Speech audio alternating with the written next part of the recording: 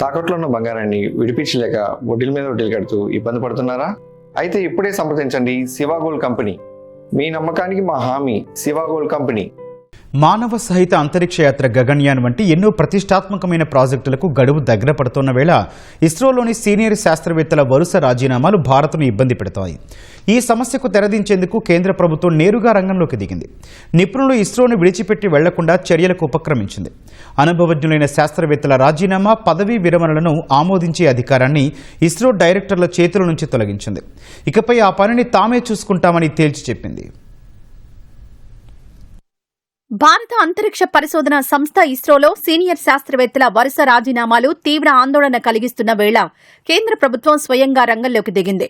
శాస్త్రవేత్తల వలసలను అరికట్టేందుకు కేంద్ర అంతరిక్ష విభాగం సిబ్బంది రాజీనామాలు, పదవీ విరమణ నిబంధనలను కఠినతరం చేస్తూ అంతర్గత మెమో జారీ చేసింది. గత కొన్ని నెలల వ్యవధిలో కనీసం 100 మందికి పైగా శాస్త్రవేత్తలు ఇస్రోకు రాజీనామా చేశారు. ఈ నేపథ్యంలో భారత్ ఎంతో ప్రతిష్టాత్మకంగా చేపట్టిన మానవ సహిత అంతరిక్ష యాత్ర గగన్యాన్ వంటి కీలక మిషన్లలో పనిచేస్తున్న గ్రూప్ ఏ శాస్త్రవేత్తల వలసలను అడ్డుకునేందుకు కేంద్ర ప్రభుత్వం ఈ నిర్ణయం తీసుకుంది. శాస్త్రవేత్తల రాజీనామాలను ఆమోదించే అధికారం ఆయా ఇస్రో కేంద్రాల డైరెక్టర్లకు గతంలో ఉండేది. తాజా నిబంధనల ప్రకారం ఇకపై కీలక ప్రాజెక్టుల్లోని శాస్త్రవేత్తల రాజీనామా దరఖాస్తులను పరిశీలించి ఆమోదం తెలిపే అధికారం నేరుగా కేంద్ర అంతరిక్ష విభాగానికే ఉంటుంది. అత్యంత నైపుణ్యం కలిగిన శాస్త్రవేత్తల స్థానాలను వెంటనే భర్తీ చేయడం కష్టంగా మారుతోంది.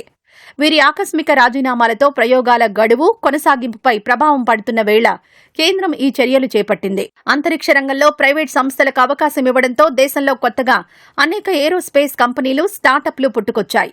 ఇవి ఇస్రోలోని నిపుణులకు ఉన్నత పదవులు, భారీ వేతనాలను ప్రకటిస్తున్నాయి. అందుకే అంతరిక్ష శాస్త్రవేత్తలు ఇస్రోను విడిచిపెట్టి ఆయా సంస్థలకు వెళ్తున్నట్లు జాతీయ మీడియా తెలిపింది. ఇస్రోలో ఇలా జరగడం ఇదే తొలిసారి కాదు. 2017కు ముందు కూడా 5 ఏళ్ల వ్యవధిలో దాదాపు 300 మంది శాస్త్రవేత్తలు ఇస్రోను విడిచిపెట్టారు.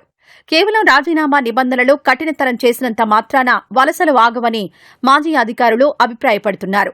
ఉద్యోగుల వృత్తిగత ఎదుగుదల, పని వాతావరణం, వారిని ప్రోత్సహించే విధానాలను మెరుగుపరచాలని సూచిస్తున్నారు.